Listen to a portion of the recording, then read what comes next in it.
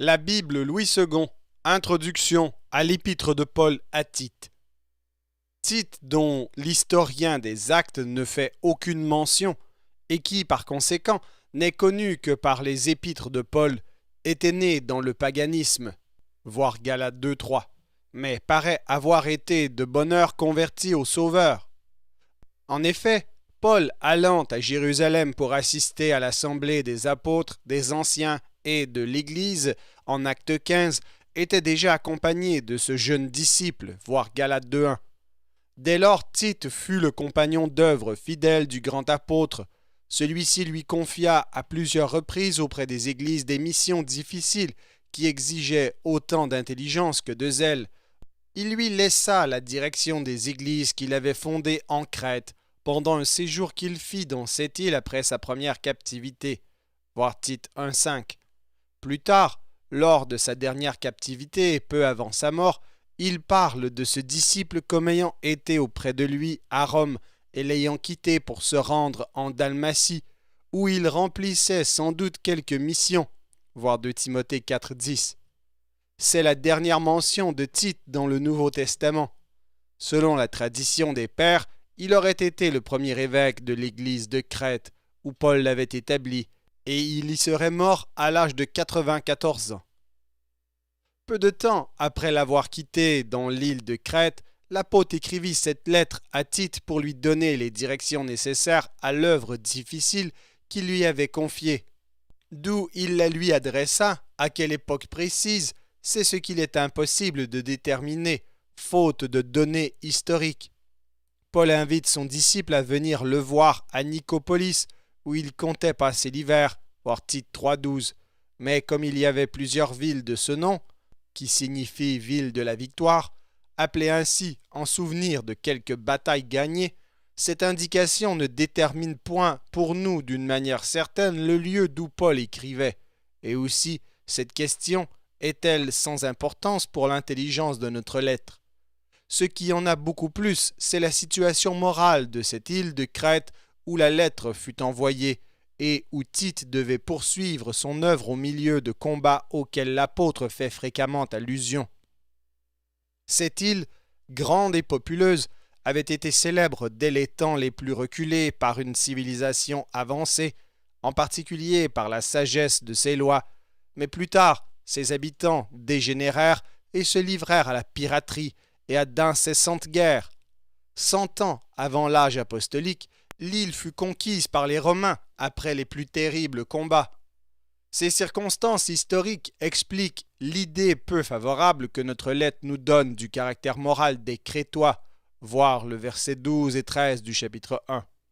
Mais, de plus, cette île formait, avec les régions voisines de l'Afrique, la Cyrénaïque, une seule province romaine, et comme les Juifs constituaient le quart de la population de Cyrène, on comprend qu'il s'en trouvait beaucoup en Crète même, et que les jeunes églises confiées à Tite fussent exposées aux séductions de l'erreur que l'apôtre combat dans d'autres épîtres, et spécialement dans les lettres à Timothée.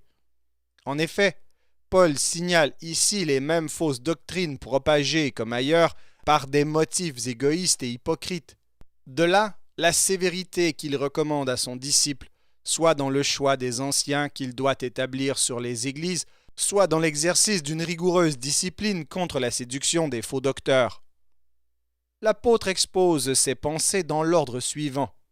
Premièrement, après l'introduction, il indique les qualités qui doivent distinguer un ancien, chapitre 1, versets 1 à 9. Deuxièmement, à cette caractéristique, il oppose celle des faux docteurs que Tite doit reprendre sévèrement, chapitre 1, 10 à 16. Troisièmement, Paul apprend à Tite comment il doit exhorter divers ordres de personnes dans l'Église afin qu'elles remplissent leurs devoirs et rendent honorable la profession de la foi, chapitre 2, versets 1 à 10. Quatrièmement, il déclare pour motiver cette exhortation que la grâce salutaire de Dieu qui a été manifestée impose à tous les croyants l'obligation de cette vie sainte en même temps qu'elle leur en fournit les moyens, chapitre 2, 11 à 15. Cinquièmement, Tite doit rappeler à tous la soumission aux autorités, la pratique des bonnes œuvres, C'est pour cela que Dieu nous a sauvés de la corruption, non à cause de nos œuvres, mais par pure grâce. Chapitre 3, versets 1 à 11. Et sixièmement, suivre des recommandations et des communications personnelles. Chapitre 3, versets 12 à 15.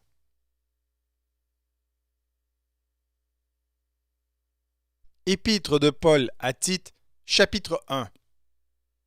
Paul, serviteur de Dieu et apôtre de Jésus-Christ pour la foi des élus de Dieu et la connaissance de la vérité qui est selon la piété, lesquels reposent sur l'espérance de la vie éternelle, promise dès les plus anciens temps par le Dieu qui ne ment point, et qui a manifesté sa parole en son temps par la prédication qui m'a été confiée d'après l'ordre de Dieu notre Sauveur, à Tite, mon enfant légitime en notre commune foi. Que la grâce et la paix te soient données de la part de Dieu le Père et de Jésus-Christ notre Sauveur. Je t'ai laissé en Crète, afin que tu mettes en ordre ce qui reste à régler et que selon mes instructions tu établisses des anciens dans chaque ville. S'il s'y trouve quelque homme irréprochable, mari d'une seule femme, ayant des enfants fidèles qui ne soient ni accusés de débauche ni rebelles, car il faut que l'évêque soit irréprochable, comme économe de Dieu, qu'il ne soit ni arrogant, ni colère, ni adonné au vin, ni violent, ni porté à un gain déshonnête, mais qu'il soit hospitalier, ami des gens de bien, modéré, juste, saint, tempérant, attaché à la vraie parole telle qu'elle a été enseignée, afin d'être capable d'exhorter selon la saine doctrine et de réfuter les contradicteurs. Il y a en effet, surtout parmi les circoncis, beaucoup de gens rebelles, de vains discoureurs et de séducteurs auxquels il faut fermer la bouche. Ils bouleversent des familles entières, enseignant pour un gain honteux ce qu'on ne doit pas enseigner. L'un d'entre eux, leur propre prophète, a dit « Crétois, toujours menteur, méchante bête, ventre paresseux ». Ce témoignage est vrai. C'est pourquoi reprends-les sévèrement, afin qu'ils aient une foi saine, et qu'ils ne s'attachent pas à des fables judaïques et à des commandements d'hommes qui se détournent de la vérité. Tout est pur pour ceux qui sont purs, mais rien n'est pur pour ceux qui sont souillés et incrédules. Leur intelligence et leur conscience sont souillées. Ils font profession de connaître Dieu, mais ils le renient par leurs œuvres, étant abominables, rebelles et incapables d'aucune bonne œuvre.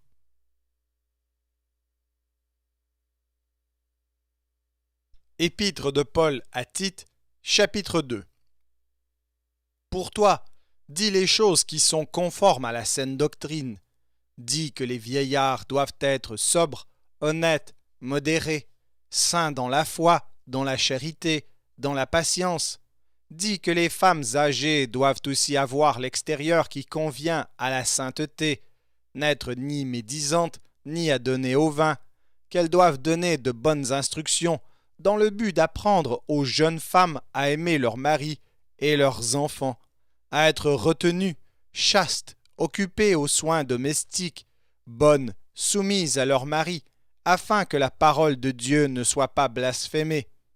Exhorte de même les jeunes gens à être modérés, te montrant toi-même à tous égards un modèle de bonnes œuvres, et donnant un enseignement pur, digne, une parole saine, irréprochable, afin que l'adversaire soit confus, n'ayant aucun mal à dire de nous. Exhorte les serviteurs à être soumis à leur maître, à leur plaire en toutes choses, à n'être point contredisants, à ne rien dérober, mais à montrer toujours une parfaite fidélité, afin de faire honorer en tout la doctrine de Dieu notre Sauveur. Car la grâce de Dieu, source de salut pour tous les hommes, a été manifestée.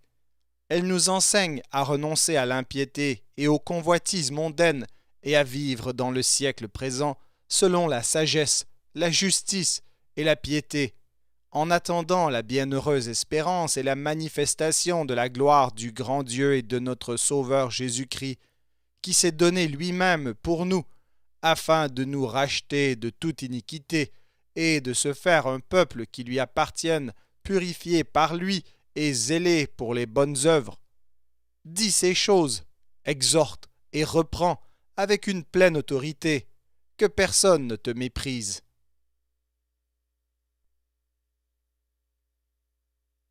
Épître de Paul à Tite, chapitre 3. Rappelle-leur d'être soumis aux magistrats et aux autorités, d'obéir, d'être prêts à toute bonne œuvre, de ne médire de personne, d'être pacifique, modéré, plein de douceur envers tous les hommes, car nous aussi nous étions autrefois insensés, désobéissants, égarés, asservis à toute espèce de convoitise et de volupté, vivant dans la méchanceté et dans l'envie, dignes d'être haïs, et nous haïssant les uns les autres. Mais lorsque la bonté de Dieu notre Sauveur et son amour pour les hommes ont été manifestés, il nous a sauvés, non à cause des œuvres de justice que nous aurions faites, mais selon sa miséricorde, par le baptême de la régénération et le renouvellement du Saint-Esprit, qu'il a répandu sur nous avec abondance par Jésus-Christ notre Sauveur, afin que, justifiés par sa grâce, nous devenions, en espérance, héritiers de la vie éternelle. Cette parole est certaine, et je veux que tu affirmes ces choses, afin que ceux qui ont cru en Dieu s'appliquent à pratiquer de bonnes œuvres. Voilà ce qui est bon et utile aux hommes, mais évite les discussions folles, les généalogies, les querelles, les disputes relatives à la loi, car elles sont inutiles et vaines. Éloigne de toi, après un premier et un second avertissement, celui qui provoque des divisions, sachant qu'un homme de cette espèce est perverti et qu'il pêche en se condamnant lui-même. Lorsque je t'enverrai Artémas ou Tychique, à toi de venir me rejoindre à Nicopolis, car c'est là que j'ai résolu de passer l'hiver. Aie soin de pourvoir au voyage de Zénas, le docteur de la loi, et d'Apollos, en sorte que rien ne leur manque. Il faut que les nôtres aussi apprennent à pratiquer de bonnes œuvres pour subvenir aux besoins pressants, afin qu'ils ne soient pas sans produire des fruits. Tous ceux qui sont avec moi te saluent. Salue ceux qui nous aiment dans la foi. Que la grâce soit avec vous tous. Merci d'avoir écouté cet enregistrement de la Bible. N'hésitez pas à le partager. Vous pouvez également télécharger la version MP3 sur le site Un Héros dans le net. Vous avez le lien dans la description. En visitant notre chaîne, vous allez également trouver d'autres versions de la Bible en audio, ainsi que plusieurs ressources pour étudier la parole de Dieu. Toutes ces ressources sont mises à votre disposition gratuitement. N'hésitez pas de nous faire un don si le Seigneur vous le met à cœur en utilisant le lien qui est également dans la description. Merci encore et que Dieu vous bénisse.